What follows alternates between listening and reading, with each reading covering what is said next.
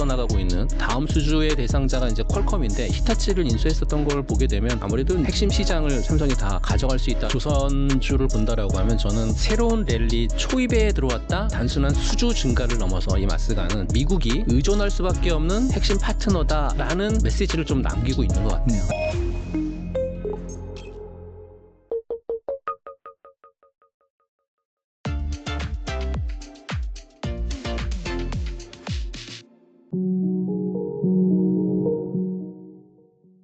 네, 조진표 대표님 모셨습니다. 안녕하세요. 네, 안녕하십니까? 네, 또 대표님 모시고 현재 이 국내 증시 현황 한번 짚어보고 주목할 만한 투자 아이디어 있는지 살펴볼 텐데 코스피가 어느덧 3,200선까지 왔습니다. 근데 여기에서 계속해서 뭐 변동성이 좀 심해지는 날도 있고 아무튼 간에 이 지수대에서 지금 답보 상태를 이어가고 있는 상황인데 보니까 뭐 미국의 뭐 경기 침체 뭐 관련된 이슈도 있는 것 같고 관세 뭐 관련해 가지고요. 우리나라 같은 경우에도 뭐 주식시장 활성화 정책을 펼쳤지만은 예상에 미치지 못하는 뭐 대주주 요건이라든지 그런 부분에 있어서 노이즈가 있는 것 같은데 현재 한국 증시 좀 어떻게 봐야 될지 궁금하네요. 네, 우선 이제 한국 증시 쪽에서 불안한 요소가 있는 게 한 두 가지 정도가 있는 것 같아요. 그 불안한 요소 중에 첫 번째는 아무래도 반도체 관세하고 글로벌 무역 분쟁 같은 이런 부분들이죠. 트럼프 대통령이 반도체 100% 관세 부과하겠다 뭐 이런 발언 있으면서 아직까지는 이 부분이 해결이 안 된 거잖아요. 그 대한민국이 이제 반도체 수출 주력국인데 그렇게 되면 아무래도 증시 전반에 부담을 좀 줄 수 있는 그런 상황이 좀 될 수 있을 것 같고 글로벌 무역 분쟁 같은 경우에도 역시나 투자 심리를 위축시키는 요인 중에 하나거든요. 그래서 글로벌 무역 분쟁도 해결돼야 되는 그러한 부분들이다라고 말씀을 드리는데 중요한 건 반도체 같은 경우에 100% 트럼프가 부과하겠다고 했지만 사실 이행될 수 있는 부분들은 전혀 없다라고 말씀을 드리고 싶어요. 왜냐하면 상호협상을 통해서 최혜국 대우를 받겠다라고 했었던 부분들도 없잖아 있고 또 반도체 100% 부과한다라고 했었을 때 예외 조항을 뒀는데요. 그 예외 조항의 하나가 미국에서 생산을 하거나 또는 투자 계획이 있는 반도체 회사는 제외하겠다라고 했기 때문에 그렇다라고 하면 대한민국은 제외 대상 국가가 되겠죠. 그런데 불안정한 부분들이 국내 증시에 미치는 두 번째 요인 때문에 아직까지도 국내 증시가 3,200포인트를 훌쩍 뛰어넘지 못하고 있는 부분들이 좀 있는 것 같아요. 그건 아시겠지만 대주주 양도세 같은 이런 국내 세제 개편안에 대한 부분들인 것 같습니다. 아무래도 그렇다라고 보니까 이게 확실히 매듭이 맺어져야 되는데 그게 매듭이 안 맺어져 있으니까 계속해서 3,240포인트를 턱걸이했다가 떨어지고 턱걸이했다가 떨어지고가 계속 반복되고 있고 오늘도 마찬가지로 3,240포인트 올라가려다 또 미끄러지는 그런 상황이 전개가 됐는데요. 코스피 5개월 동안 굉장히 큰 상승 흐름이 전개가 됐습니다. 이 전개가 되는 구간 동안에 봤더니 사실은 1986년과 1989년의 강세장이었을 때하고 현재 매크로 지표상이 살짝 동일하지 않을까라는 말씀을 좀 드리고 싶어요. 그건 어떤 거냐면 그 당시 1986년도의 매크로 지표는 저유가, 저달러, 그다음에 저금리 기조를 가지고 증시가 상승이 전개가 됐거든요. 근데 최근 들어서 보게 되면 글로벌 증시뿐만 아니라 매크로 지표를 보게 되면 유가는 굉장히 낮습니다. 그리고 달러도 굉장히 낮습니다. 이 두 가지 사항만 본다라고 하면 그때 상승장을 일으켰던 구간과 비슷하게 가지 않을까라고 생각을 할 수 있고요. 그런데 추가적인 금리적인 부분들도 또 보게 된다라고 하면 트럼프가 파월 의장을 압박하면서 하고 있는 정책 중에 하나가 금리를 내리는 거지 않습니까? 그렇게 된다라고 하면 세 가지 3저 호황기를 다시 한번 누릴 수 있지 않을까라고 좀 판단을 하고 있고요. 사실 최근 들어서 상승이 굉장히 많이 일으켰었던 구간을 보게 되면 최근에 팬데믹 구간이 2020년 있었을 때 상승장을 되돌아볼 필요가 좀 있어 보이는데 그때 당시 상승장에서는 주루를 이뤘었던 건 PER 값이라고 해서 성장주들이 주루를 이루면서 3,300포인트까지 올랐거든요. 근데 최근 들어서 대한민국 증시가 3,200포인트까지 올라올 때는 PER 값이 해당하는 종목들이 올라온 게 아니라 PBR 값, 그러니까 저 밸류 값을 통해서 그런 종목들이 상승을 했었다라고 하는, 그렇게 된다라고 하면 이 성장의 궤도는 계속해서 충분히 더 끌고 갈 수 있다라고 저는 판단을 하고, 거기에 삼저 호황에 대한 부분들까지 겹쳐진다라고 하면 대한민국 증시는 올해뿐만 아니라 내년 상반기까지도 계속해서 확장되는 그런 부분들로 진행이 될 수 있을 것 같고, 이렇게 확장되는 가장 중요한 요인 중에 하나는 저는 밸류에이션이라고 말씀을 좀 드리고 싶거든요. 그러니까 밸류에이션의 확장인 거죠. 이 밸류에이션의 확장을 통해서 대한민국 증시뿐만 아니라 전 세계 증시가 확장 국면으로 도래했는데, 달러가 약세로 내려오게 되면 유동성이 굉장히 풍부해질 거잖아요. 그 유동성이 각국으로 공급이 되면서 그 밸류에이션을 통한 지수 확장이 전개됐기 때문에 미국 증시도 사상 최고치, 일본 증시도 사상 최고치를 현재 지나오고 있지 않나, 그렇게 말씀을 드리고 싶습니다. 네, 여기에서 막 조정 가능성을 충분히 좀 열어놔야 된다라고 하시는 분도 많이 계시더라고요. 특히나 우리나라 같은 경우에는 뭐 추석이라든지 전후로 해서 조정 가능성도 있고, 또 이번에 미국 같은 경우에도 결국에는 이 상호 관세 때문에 뭐 물가가 올라서 그러지 않겠느냐 하면서 약간 주저하는 그런 흐름에 대해서는 좀 어떻게 생각하시는지 좀 궁금하네요. 상호 관세 주저해야 되는 부분들은 사실 트럼프가 지금 보기에는 대한민국을 약간 길들이게 하고 있는 거다라고 저는 표현을 좀 하고 싶은데요. 왜 그러냐면 중국의 시진핑의 실각설도 좀 나오고 있는 그런 상황이고, 또 신정부가 들어섰지만 이 신정부가 사실은 미국 쪽에 기대는 것보다는 중국 쪽에 기대는 그런 부분들이 조금 더 있기 때문에, 사실 그렇게 된다라고 하면 니네 우리가 최혜국 대우를 해주고 있는데 우리한테 안 붙어라고 하는 그런 어떤 무언의 압력이 좀 들어가고 있지 않나? 그렇게 판단한다라고 하면 지금 상호관세라든지 보편관세에 대한 부분들을 계속해서 아직 행정명령에 사인을 안 했거든요. 트럼프가. 그렇다라고 하는 건 이번에 그 뭐 8월 25일 양국 간의 정상회담을 앞두고 있지만, 정상회담 가서 좀 사인하면서 좀 길들이기를 하지 않을까, 그렇게 생각을 좀 하고 있습니다. 이번에 2차 전지 이슈 좀 살펴보겠는데요. 리튬 가격이 오르면서 2차 전지 주식들이 하나둘 좀 살아나고 있습니다. 특히 포스코 퓨처엠은 지난달 불거진 중국산 흑연 반덤핑 관세 이슈까지 겹치면서 강세를 보였는데, 드디어 그간 부진했던 2차 전지 업종이 다시금 살아나는 것인지 어떻게 보시나요? 네, 2차 전지 업종은 지금 배터리 종목들이 강세로 전개되고 있는 배경들을 몇 가지를 좀 말씀드려 보면, 2차 전지 종목들이 좀 많이 살아나면서 앞으로 좀 더 갈 수 있겠구나라는 그런 어떤 여러분들 희망적인 메시지가 담겨진 말씀을 좀 드려보고 싶은데요. 우선 첫 번째적인 부분은 2차 전지 대부분의 종목들이 실적에 대한 추정치가 보수적으로 잡혔다는 거죠. 그러니까 과거에 한 2년 동안 실적이 안 좋고 또 적자였었던 그런 기업들에 대한 보수적인 실적이 잡혔다가 최근 들어서 2분기에 깜짝 실적을 발표하면서 플러스된 그런 기업들도 굉장히 많거든요. 이렇게 이제 보수적인 실적이 잡혔다는 거에 있다가 실적이 열어봤더니 그렇지 않은 기업들이 나왔기 때문에 주가도 상승을 했고요. 두 번째는 ESS라든지 BBU라든지 또는 로봇 같은 쪽에서의 수요 발생이 새로 생길 수 있다라는 그런 기대감이 두 번째인 것 같고요. 그리고 세 번째는 중국 쪽에서의 지금 구조조정 굉장히 심각하게 나오고 있거든요. 이 구조조정에 대한 부분들까지도 아직까지는 확실하게 어떤 구조조정이 끝났다라고 볼 수는 없지만, 배터리라든지 이쪽에서의 구조조정이 계속 진행이 되고 있으면서 광산이 폐쇄되고 있는 이런 부분들까지 본다라고 하면 좀 의미 있게 해석을 할 수 있는 그런 상황인 것 같고요. 네 번째는 유럽 시장에 있어서의 전기차 속도에 진행되는 부분들이 굉장히 빨리 그리고 높이 좀 진행이 되고 있다. 유럽 시장이 올해 상반기서부터 좀 심상치가 않았거든요.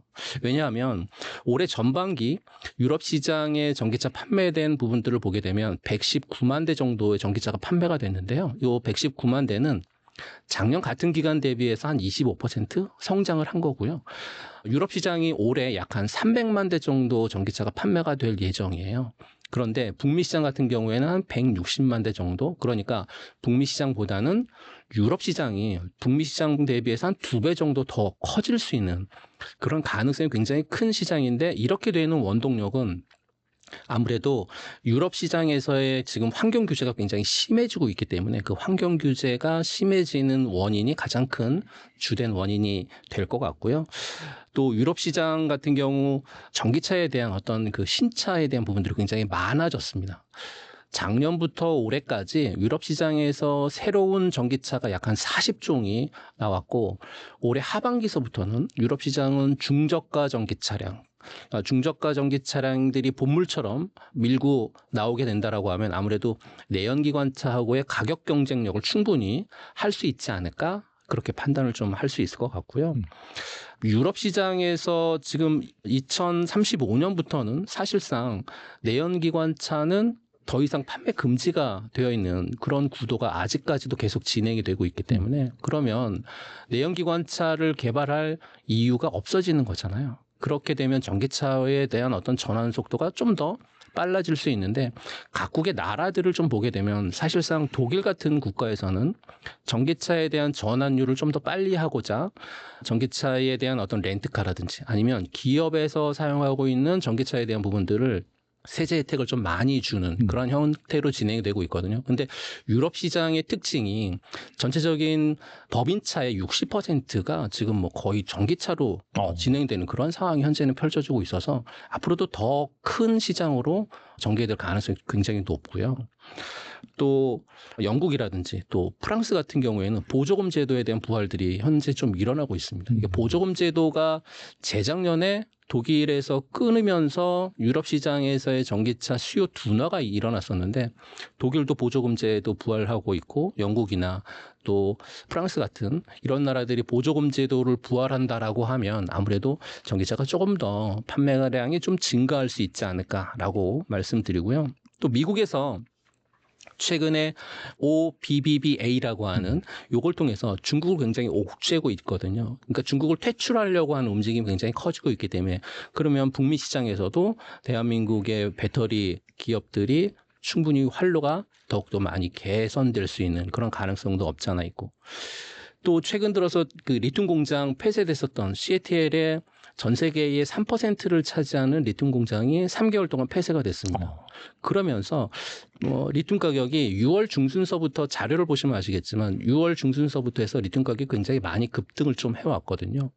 그런데 이 CATL의 리튬 공장이 3개월만 폐쇄가 된 게 아니고 중국 당국의 정책적인 의지를 표명하는 첫 번째 행사이기 때문에 어쩌면 3개월 또는 6개월 그 이상도 폐쇄될 가능성이 굉장히 높거든요. 그러면 CATL 공장만 그러냐? 그렇지 않거든요. 다른 공장들도 연쇄 도미노 현상이 일어날 수 있기 때문에 그런 기대감으로 인해서 배터리 주가가 강세를 좀 띄었다라고 볼 수 있고 그리고 미국 상무부에서 최근에 중국산 흑연의 93.5%의 반덤핑 관세 부과했었던 부분. 그렇게 되면 국내에 있어서 음극재 쪽을 생산하고 있는 흑연 음극재를 생산하고 있는 기업이 좀 수혜를 받을 수 있을 것 같아서 포스코 퓨처엠 같은 종목이 많이 좀 급등을 했거든요.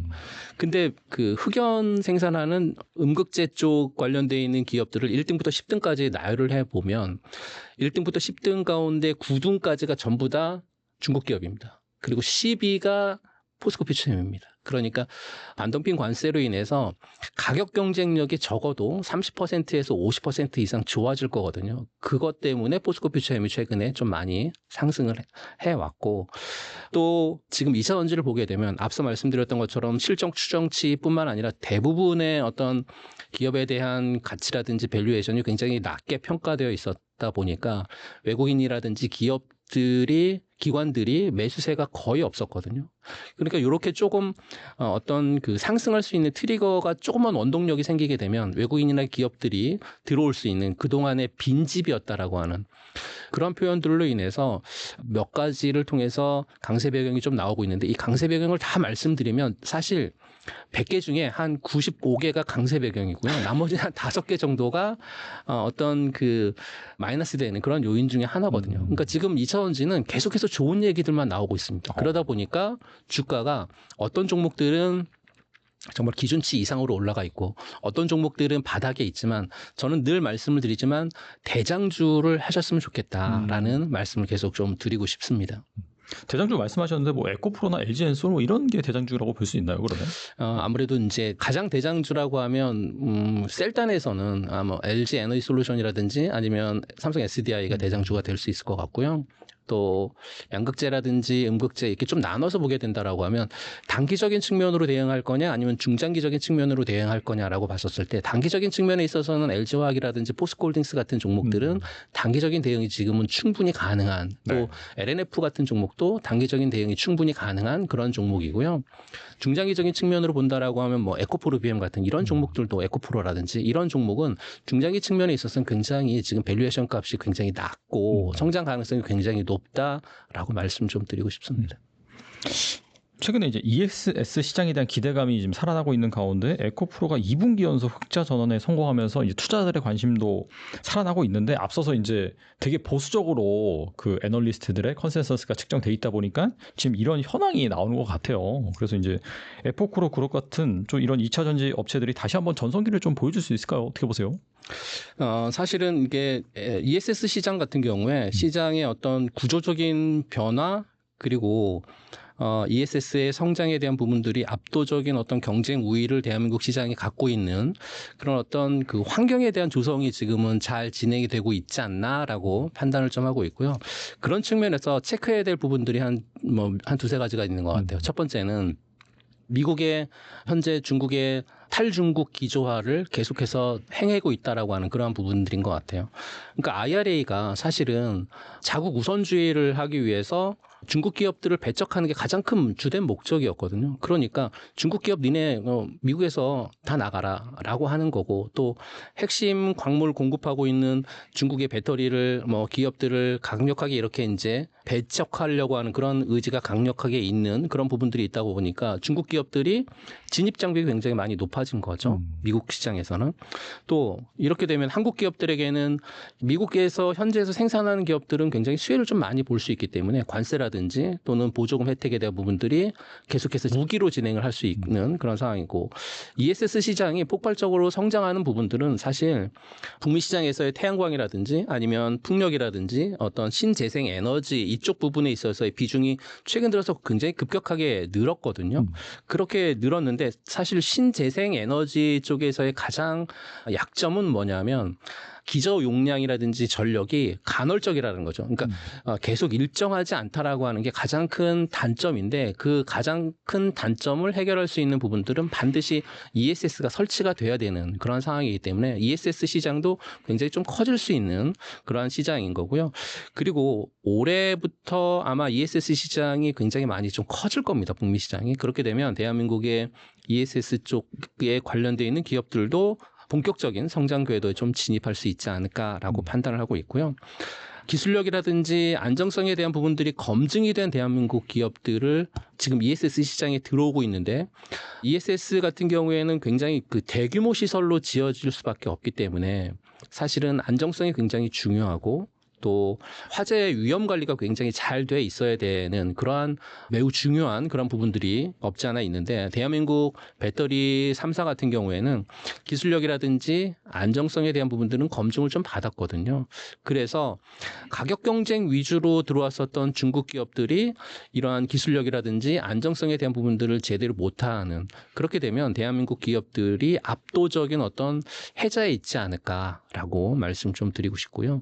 지난 몇 년 동안 원자재 가격의 변동이라든지 또는 전기차 시장의 어떤 캐즘 구간이라든지 이로 인해서 에코프로 그룹이 굉장히 어려움을 많이 겪었습니다. 하지만 구조조정이라든지 또는 효율화에 대한 부분들 이런 걸 통해 가지고 이번에 2분기 연속 흑자의 전환에 성공했거든요. 네네. 네, 2분기 연속 흑자의 전환에 성공을 했기 때문에 저는 이제 그 위기를 기회로 바꾼 에코프로 기업에 대한 어떤 경영 능력은 굉장히 우수하게 평가를 좀 하고 싶고 에코프로 그룹이 양극재 쪽에서의 선두 기업이거든요. 양극재 쪽에서의 독보적인 기술력을 갖고 있는 그런 기업이기 때문에 북미 ESS 시장에서 양극재 쪽을 통한 ESS에 대한 어떤 고성능 배터리 소재의 어떤 강점을 갖고 있는 에코프로가 분명히 저는 북미 시장에서 통할 거다라고 말씀 좀 드리고 싶고 최대 수혜를 받을 수 있는 종목 중에 하나가 에코프로 에코프로 BM 뭐 이렇게 되지 않을까라는 말씀을 드리고 전성기 시대의 어떤 재현보다는 사실 2차 전지는 이제 과거에 한 2, 3년 전에는 기대감이라든지 또는 투기적인 열풍을 통해서 굉장히 폭등했잖아요. 사실은 그렇게 폭등했었던 시장이 재현될 거라고 생각하지는 않고 다만 재현이라고 하는 표현보다는 저는 새로운 시작이다. 그러니까 새로운 시작은 사실 견고하고 저속 가능하고 지속 가능한 그런 시장이 계속 2차 전지에서 펼쳐지지 않을까. 그러면 점층적인 우상향을 좀 보이면서 시장에서의 종목들이 계속해서 꾸준한 성장을 하지 않을까라고 말씀을 좀 드리고 싶습니다. 이번엔 반도체 좀 이슈 좀 살펴보겠는데 삼성전자 파운드리가 테슬라와 22조 원 규모의 AI 반도체 계약을 체결한 데 이어서 애플과 생산 수주 계약까지 또 맺었습니다. 여기에 다음 고객으로는 퀄컴까지 거론되고 있고 또 최근에 보니까 또 엔비디아의 HBM3E 뭐 납품이 이제 들어간다 이런 말도 있더라고요. 드디어 이제 SK 하이닉스에 밀려왔던 삼성전자가 반전의 길을 잡은 것일까요? 어떻게 보세요? 최근에 삼성 파운드리가 연이어서 이제 수주 계약을 따낸 건 단순히 어떤 매출 증대 이상의 좀 의미로 해석을 좀 하고 싶고요. 최근에 그렇게 이제 파운드리에 대해서의 어떤 기술력을 재평가받고 있지 않나라고 말씀 좀 드리고 싶고요. 재평가받고 있는 부분들을 좀 살펴보게 되면 뭐 말씀해 주셨지만 테슬라 쪽에서의 22조 원의 압도적인 규모에 대한 어떤 계약 부분들 사실은 이 테슬라 쪽하고의 계약했었던 게 3나노 게이트 올 어라운드에 대한 반도체거든요. 근데 이 게이트 올 어라운드 3나노 반도체는 사실 AI 반도체 쪽에서도 이 반도체가 좀 통하지 않나라고 해서 계약이 진행된 것 같고 그리고 전 세계적으로 이 생산을 할 수 있는 생산 품질에 대한 부분들까지 다 포함해서 생산을 할 수 있는 기업은 삼성전자가 현재로서는 좀 유일하거든요. 그렇다라고 하면 TSMC라든지 또는 인텔 같은 초미세 공정 경쟁에 뛰어든 다른 업체들보다는 삼성이 좀 한 발 앞서 나가고 있는 그런 부분들로 생각을 좀 해볼 수 있고요. 테슬라 같은 경우에 사실은 자율주행이라든지 또는 AI 쪽에서의 굉장히 고난이도의 고성능 반도체가 요구가 되거든요. 근데 삼성 같은 경우에 이런 핵심 부품을 생산을 해서 삼성한테 맡겼다라고 하는 부분들을 보게 되면 삼성의 기술력이라든지 뭐 생산의 안정성에 대한 부분들을 테슬라가 인정하지 않았을까라고 해석이 가능한 그런 부분들이고 두 번째는 애플 쪽 관련되어 있는 수주는 애플의 사실은 굉장히 까다로운 고객이에요. 퀄리티라든지 수율 쪽에 있어서 굉장히 까다로운 회사가 애플인데 그 애플을 통해서 파운드리 쪽에서 놓쳤던 물량을 다시 수주했다라고 하는 얘기는 생산 수율이라든지 아니면 품질 쪽에서 애플에서도 인정을 받지 않았을까라고 하는 거고요. 이렇게 되면 삼성의 파운드리의 어떤 기술적인 신뢰도를 중요하게 생각하는 애플 쪽에서의 이 사건을 통해서 전 세계적인 시장에서의 삼성의 어떤 기준은 좀 더 높아지지 않았을까라고 판단을 좀 할 수 있는데요. 물론 이제 퀄컴도 좀 남아있죠. 다음 수주의 대상자가 이제 퀄컴인데 이렇게 되면 이제 퀄컴까지 수주를 할 경우에 삼성은 퀄컴은 사실 그 스마트폰 어플리케이션의 최대 강자잖아요. 그렇게 되면 AI라든지 또는 자율주행하고 또 모바일 쪽 이 세 쪽을 다 이제 삼성의 핵심 시장을 삼성이 다 가져갈 수 있다라고 하는 부분들을 보게 되면 강력한 파운드리 쪽에서의 포트폴리오를 구축하는 그런 사건이 되지 않을까 말씀을 좀 드리고요. HBM 관련되어 있는 부분들을 말씀 좀 드리면 HBM3 쪽에서의 지금 삼성이 가격 하락에 대한 부분들 좀 언급을 좀 하고 있습니다. 물론 최근 들어서 HBM 쪽에서의 납품이 진행이 됐다라고 하는 엔비디아 쪽에서 얘기가 나왔지만 사실 뭐 단독 뉴스이기 때문에 진위 여부는 좀 따져봐야 될 필요는 없지 않아 있는 것 같고요. 다만 삼성이 이 HBM 사업을 하면서 그동안 굉장히 쉽지 않은 고난의 길을 좀 걸었다라고 말씀을 드리고 싶은데요. 왜 그러냐면 엔비디아로부터 수주를 따내지 못한 그런 부분들도 없지 않아 있지만 HBM 공급이 지금 수요를 초과했었다라고 하는 부분들에 대한 얘기까지 나오고 있거든요. 이렇게 되면 아무래도 이제 이거를 해결할 수 있는 가장 주된 요인은 덤핑밖에 없거든요. 그러니까 가격을 좀 후려쳐야 되는 그런 부분들밖에 없기 때문에 최근 들어서 가격에 대한 부분들을 뭐 가격을 조정해야 되겠다 이런 얘기가 나온 게 지금 공급이 수요를 초과했었던 이런 부분이어서 그렇고요. 그러면 왜 지금 가격을 내리느냐라고 좀 봤었을 때 사실 삼성전자하고 대한민국의 반도체 기업 SK하이닉스의 2분기 실적을 좀 열어볼 필요가 있을 것 같아요. 삼성 같은 경우에 2분기에 반도체 쪽에서의 영업이익은 한 4천억 정도 나왔는데요. SK하이닉스 같은 경우에는 9조 2천 나왔으니까 이렇게 되면 아무래도 물론 이제 삼성이 AMD를 통해서 채택은 됐지만 엔비디아 쪽에서 채택이 안 됐기 때문에 영업이익 측면만 놓고 본다 하더라도 당분간은 삼성이 어떤 구조적인 혁신 또는 엔비디아 쪽에서의 어떤 과감한 어떤 수주에 대한 부분들 이런 어떤 게 나오지 않는 이상 당분간은 저는 삼성이 SK하이닉스를 따라가는 2등 입장에 계속 머물러 있지 않을까라고 판단을 하고 그렇다라고 하면 반도체 쪽에서는 SK하이닉스가 아직까지는 좀 대장 역할을 하지 않을까라고 말씀을 드리고 싶습니다. 이번엔 삼성전자 좀 M&A 얘기 좀 해보겠는데 최근엔 일본 히타치의 가전사업부를 뭐 인수할 것이다 그런 기사가 난 상황인데 이에 앞서서는 이 미국의 디지털 헬스케어 회사 젤스를 인수하기도 했고 지난해 레인보우 로보틱스 집은 35% 확보해서 또 최재 주주에 올랐잖아요. 이 밖에도 뭐 미국 마시모 오디오 사업부, 독일의 냉난바 공조기업 플렉트 그룹 각각 인수를 했는데 이 삼성전자의 M&A에 대해서는 어떻게 생각하시는지 뭐 투자자들이 주목할 만한 이슈가 있을까요?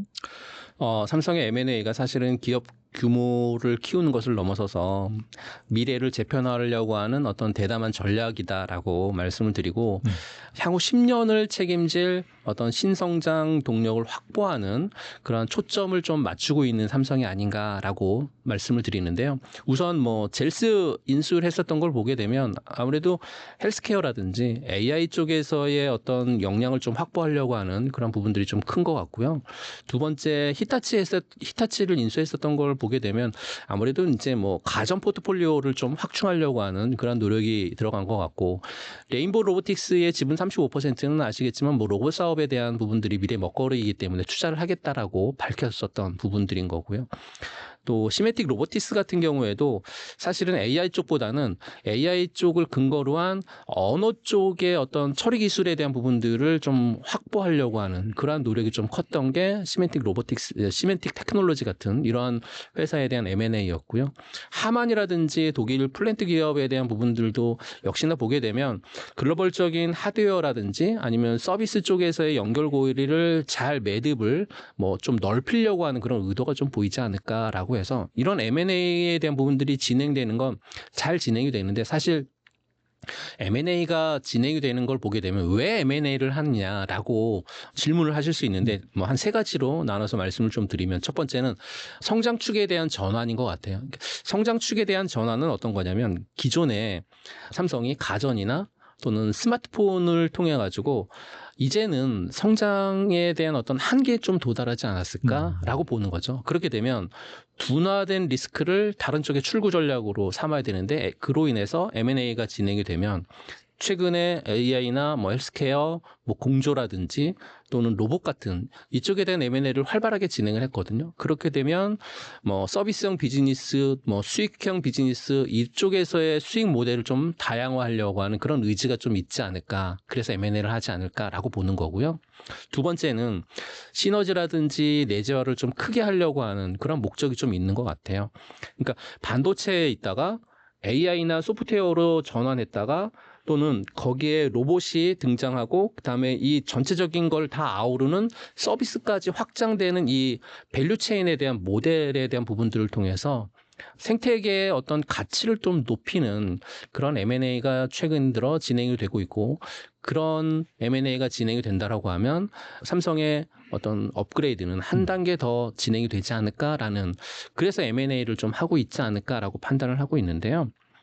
삼성의 M&A가 어떤 그 제품이라든지 또는 AI 그다음에 서비스 같은 이런 어떤 생태계를 만든 다음에 그 다음에 중장기적인 측면에 있어서의 어떤 밸류에이션을 통해 가지고 업그레이드는 충분히 가능한데 사실 이 업그레이드를 하려면 M&A를 했었던 요것만 가지고 업그레이드 하기는 좀 힘들고요. 여기에 삼성의 가장 잘하고 있는 반도체 파운드리가 같이 덧붙여야 그래야 시너지를 좀 낼 수 있는 그런 부분들이 없지 않아 있어서요. 네. 지금은 사실은 M&A에 대한 기대치를 뭐 실행하는 거 굉장히 중요하지만 사실 단기적인 주가 모멘텀은 충분히 될 수 있을 것 같은데요.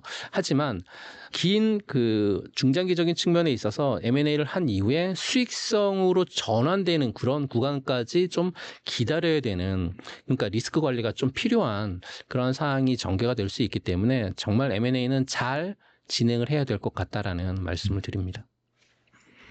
이번엔 조선주 좀 살펴보겠는데 트럼프의 마스가 전략에서도 한국의 핵심 파트너로 부각이 되고 있습니다. 지난주 하나 필리 조선주가 사상 첫 건조에 들어가면서 그 지위에 이제 못을 박는 사건이 발생을 했는데 한국 조선주의 새로운 랠리 시작되는 것인지, 왜냐하면 지금까지 상당히 좀 많이 올랐는데 여기에서 일단 모멘텀이 발생하긴 했거든요. 좀 투자 관점에서 상당히 좀 애매한 상황인 것 같은데 어떻게 보시는지 궁금하네요. 조선주를 본다라고 하면 저는 새로운 랠리 초입에 들어왔다 이렇게 말씀을 좀 드리고 싶습니다. 이번의 랠리는 단순히 경기 회복을 넘어서 산업의 구조적인 변화라든지 또는 지정학적 요인이라든지 이런 걸 통해서 강력한 동력을 좀 발생시킨 그런 부분들인데요. 우선 강력한 동력 몇 가지를 좀 살펴보게 되면 첫 번째는 지난 몇 년 동안 이 조선 3사는 저가 수주 물량을 대부분 좀 소화하는 그런 과정이 있었고요. 최근 들어서는 2022년 이후에 발주된 물량들은 고선가 물량들이 발주가 됐기 때문에 그 물량들을 처리하다 보니까 매출이라든지 이익 쪽에서 좋은 실적 반영이 뚜렷하게 개선되고 있는 그런 부분들이 현재 나타나고 있고, 두 번째는 전 세계적인 탈탄소의 어떤 규제를 통해서 노후화된 선박에 대한 교체 수요를 뭐 자극하고 있다? 뭐 이렇게 볼 수 있을 것 같아요. 그러면 한국조선이 가장 잘하는 게 고부가가치 선박을 잘 만드는 거거든요. 이런 쪽에 강점이 있기 때문에 앞으로도 계속해서 고부가가치 선박에 대한 부분들이 수주 따낼 수 있을 것 같다라는 거고, 세 번째는 마스가죠. 조선업의 어떤 단순한 수주 증가를 넘어서 이 마스가는 제가 보기에는 미국이 의존할 수밖에 없는 핵심 파트너다라는 메시지를 좀 남기고 있는 것 같아요. 그렇다라고 하면 대한민국 조선은 프리미엄을 받을 수 있는 거니까 앞으로 밸류에이션에 있어서 한 단계 끌어올리는 중요한 요인이 되지 않을까라고 말씀을 드리고요.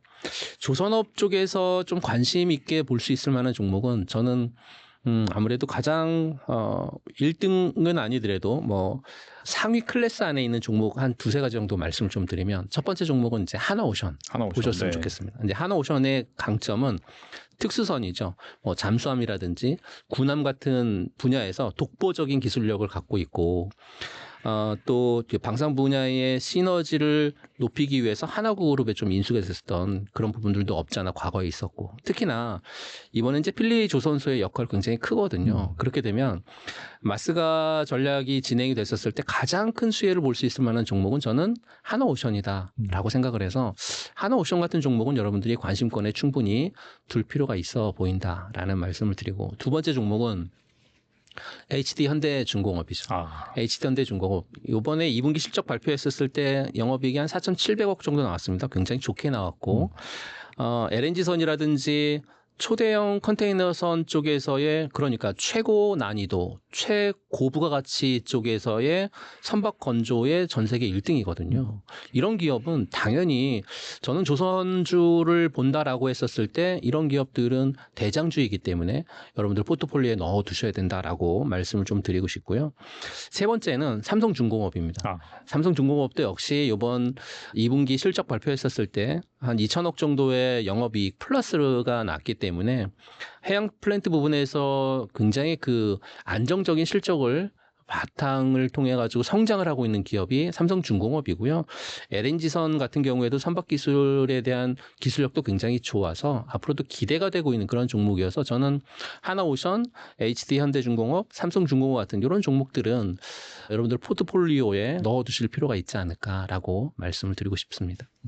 그리고 한동안 주춤했었던 두산 에너빌리티 주가가 다시 상승세를 나타내고 있습니다. 2분기 실적은 뭐 다소 부진하긴 했지만은 한미 협상에서 원전 분야가 포함되면서 하반기 기대감이 커지고 있고 아무래도 이 원전 같은 경우는 AI 전력 수요와 맞물려서 메가 트렌드 관점에서 계속해서 성장할 것이다라는 그런 컨센서스가 있기 때문에 이런 부분들이 확실히 좀 성장 동력인 것 같은데 현재 이 원전주는 어떻게 보시는지 궁금하네요.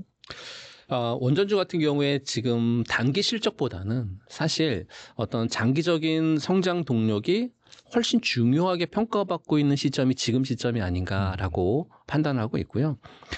지금 세계 각국이 어떻게 보면 원전에 대한 뭐 미래 성장 가능성을 통해서 원전을 계속해서 탈원전을 폐기하면서 원전을 계속 관심을 두고 있거든요. 그렇다라고 하면 향후 수주에 대한 어떤 기대감이라든지 또는 정책 지원에 대한 부분들까지 같이 접목된다라고 하면 원전은 폭발적으로 성장을 할 수 있을 거다. 추가적으로도 더 그렇게 말씀을 드리고 성장 동력 같은 경우에는 몇 가지가 좀 있는 것 같아요. 원전에 있어서 대한민국의 원전 기업들이 사실은 굉장히 잘하는 게 설계서부터 또는 핵심 주기기라든지 또는 EPC 같은 이러한 경험들을 굉장히 많이 갖고 있고 또 레퍼런스가 있습니다. 그렇기 때문에 대형 프로젝트 수주에 굉장히 좀 유리한 위치에 있는 게 대한민국 원전 기업들인 것 같고요.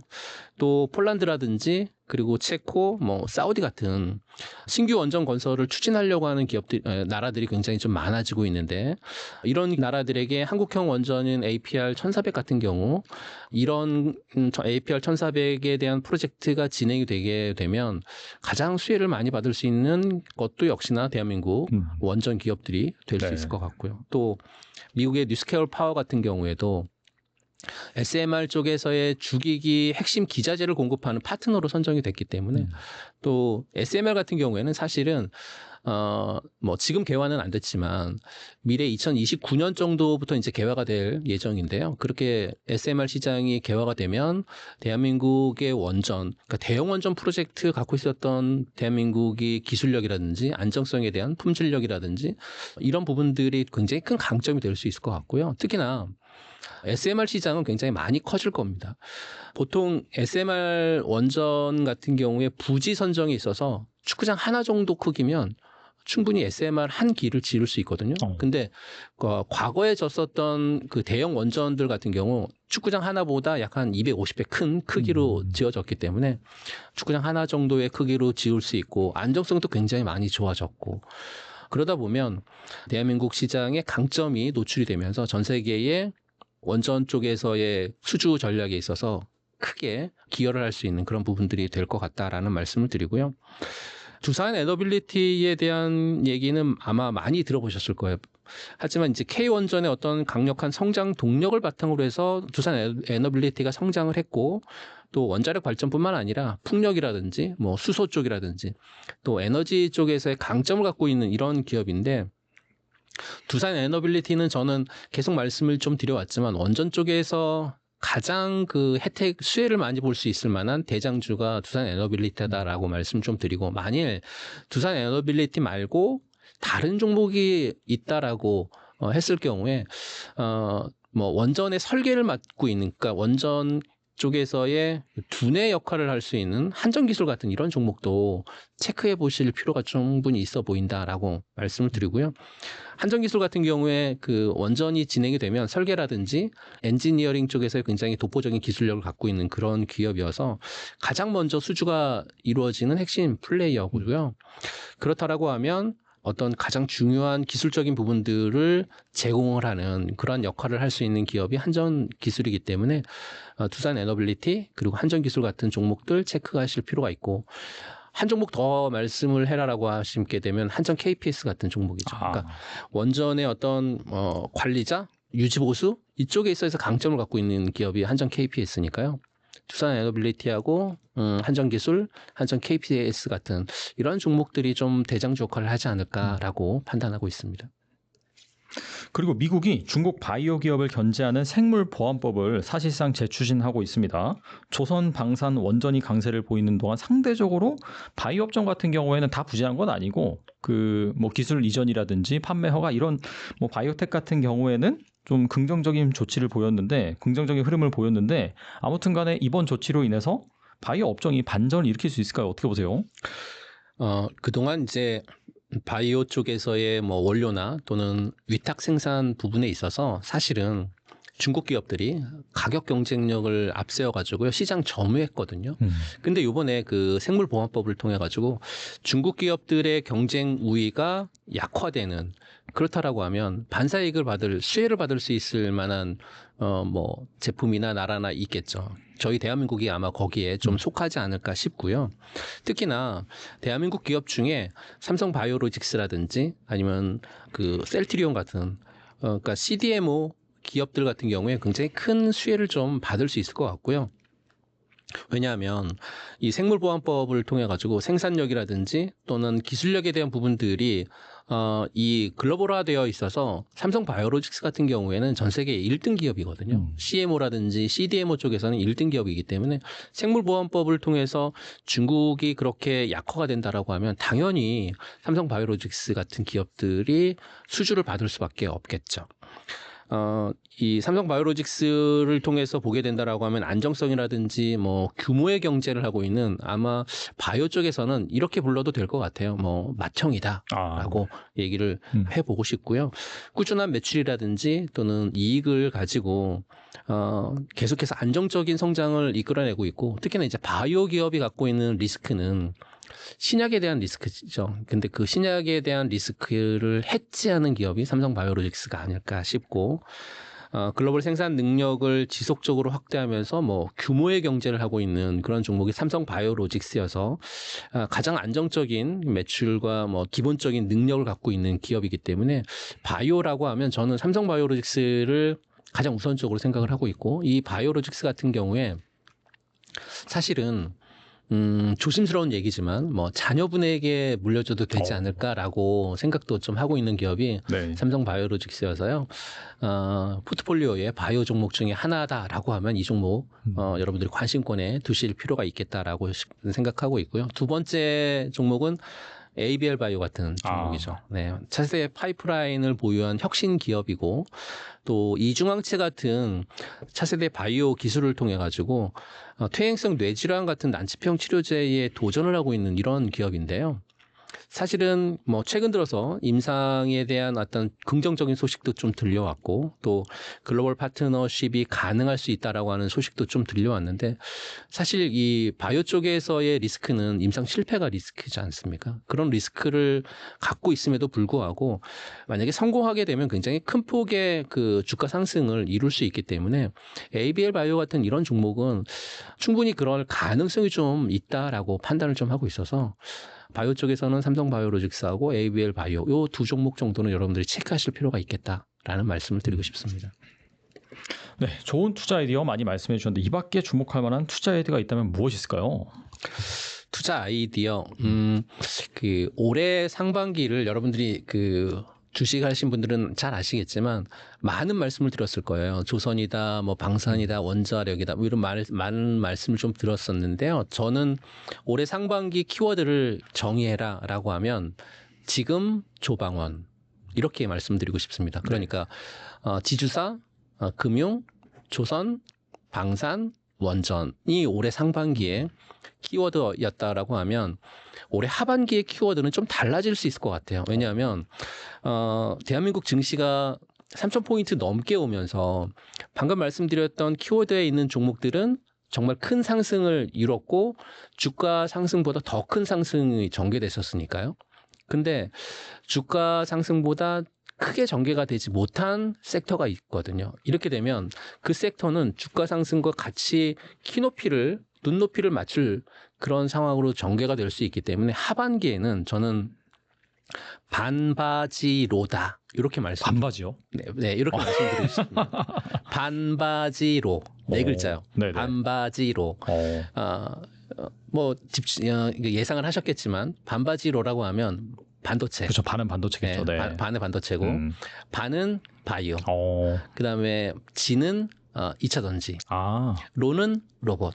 그래서 반바지로가 아마 올해 하반기 정도의 키워드가 되지 않을까 싶고 이 반바지로가 키워드가 될 수 있을 만한 명분들은 굉장히 많죠. 앞서 3저 효과에 대한 부분들을 토대해서 본다라고 하면 금리가 낮아지게 되면 아무래도 2차 전지라든지 또는 바이오 쪽은 굉장히 큰 수혜를 받을 수 있기 때문에 반바지로가 핵심 키워드가 좀 되지 않을까라고 말씀을 드리고요. 그렇게 했었을 때 만일 여러분들이 포트폴리오를 구성을 할 때 예를 들어서 뭐 한 1억 정도 갖고 계신 분이 포트폴리오를 구성하게 되면 50%는 핵심 자산을 좀 구성을 했으면 좋겠다라는 말씀 좀 드리고 싶습니다. 핵심 자산이라고 하면 사실은 튼튼한 뿌리와 같은 그런 역할을 하는 그런 기업들인 거고요. 대한민국의 대장주 또는 가장 앞서 나가고 있는 국가대표급 종목들을 선택을 하시길 좀 원하는데요. 하반기의 키워드가 만약에 반바지가 될 경우에 거기에 키워드 안에 있는 종목 중에서의 대장주. 그러니까 반도체는 SK하이닉스, 바이오는 삼성바이오로직스, 2차 전지는 LG에너지솔루션. 뭐 이 정도가 되지 않을까 싶어서 이런 종목들을 여러분들이 키워드 안에 있는 종목으로 구성을 좀 하셨으면 좋겠고 이게 50% 비중이고요. 그 다음에 30% 비중은 성장주. 그러니까 성장주라고 하면 앞으로의 어떤 메가 트렌드에 속하는 고성장 산업 쪽에 비중을 좀 넣어주시는 그런 전략이 좀 필요한데요. 올해 상반기에 그런 섹터군이 있었죠. 조선하고 방산이었죠. 네. 그러니까 조선 쪽에서는 제가 좀 많이 좋아하고 있는 하나오션 같은 이런 종목들의 비중을 좀 넣어주시면 좋을 것 같고. 원전 같은 경우에는 뭐 방산이나 원전 뭐 다 있지만 원전을 말씀을 좀 드리면 원전 쪽에서는 두산 에너빌리티가 그 종목에 해당되지 않을까 싶어서 하나오션과 두산 에너빌리티는 곧 한 30% 정도에 해당하는 그런 비중으로 넣어두신다라고 하면 이런 종목군들은 사실은 성장의 열매에 해당하는 종목군이거든요. 이 성장의 열매에 해당하는 이런 종목군들도 체크해 보실 필요가 충분히 있어 보인다라고 말씀을 드리고 그리고 나머지 한 20% 있는 거는 뭐 탄약 역할을 좀 했으면 좋겠습니다. 그러니까 현금을 갖고 계시거나 아니면 단기 금융 상품에 갖고 계시면서 주가가 변동폭을 이루면서 하락하거나 또는 예상치 못한 저가 매수가 기회가 올 수 있거든요. 종목들마다. 그렇게 됐었을 때 위기를 기회로 살릴 수 있으려면 현금이 좀 필요하거든요. 그렇다라고 하면 현금 갖고 있는 퍼센테이지는 한 20% 정도 퍼센테이지로 현금을 갖고 계시는 이런 전략이 좀 괜찮지 않을까라는 말씀을 드리고 싶습니다. 아무튼 뭐 1억 정도 여유 자금이 있으면 방금 말씀하신 뭐 그런 키워드를 중심으로 해서 20%는 현금, 나머지 80%는 앞서 말씀하신 반바지로 플러스 더 성장주 이렇게 갖춰 나가시면 좋을 것 같다는 생각이 들고요. 네, 오늘 정말 좋은 말씀 많이 해주셨는데 끝으로 이 영상을 보고 계시는 투자자분들 위해서 한 말씀만 부탁드립니다. 네. 최근 들어서 지금 국내 증시의 장세는 사실은 정책은 안개 속을 다리고 있고요. 실적은 마무리되는 그런 구간에 있습니다. 그리고 이렇다 보니까 매크로의 중요성이 굉장히 커졌는데요. 앞서 말씀드렸던 것처럼 최근 국내 시장은 달러 약세를 통한 또는 금리 하락 거기에 유가 하락까지 겹쳐지는 정말 보기 드문 강세 시장이 연출될 가능성이 굉장히 커졌습니다. 이 강세 시장은 저희 연구소에서 판단할 때는 아마 올해 하반기를 넘어서 내년 상반기까지도 이런 강세장이 좀 연출이 될 것 같은데 물론 중간에 주가의 흐름이 잠시 쉬어갈 수도 있고 또 조정을 보일 수도 있습니다. 다만 큰 그림에 있어서 내년 상반기까지의 말씀을 좀 드렸기 때문에 내년 상반기까지의 이런 흐름이 꺾이지 않는다. 라고 봤었을 때 조정이나 약세 흐름, 쉬어가는 흐름에 있어서는 위기를 기회로 포착하시는 여러분들이 되셨으면 좋겠다라는 말씀 드리고 싶습니다. 네, 뭐 지금 코스피가 답보 상태에 있어서 이제 조정이 오는 것이 아니냐 불안한 마음에 투자자분들이 많이 계실 것 같긴 한데 또 말씀 들어보니까 뭐 단기적으로 조정 올 수도 있겠죠. 하지만 긴 호흡 관점에서 보면은 여러 가지 매크로 지표들의 또 상황을 살펴본다라고 했을 때는 강세장이 이어질 가능성이 높으니까 혹시라도 조정이 온다라고 한다면은 대표님께서 말씀해주신 그런 업종 섹터를 중심으로 해서 포트폴리오를 꾸리시면 분명히 좋은 결과가 있을 거라고 생각이 됩니다. 네, 지금까지 조진표 대표님 나와주셔서 감사합니다. 네, 고맙습니다.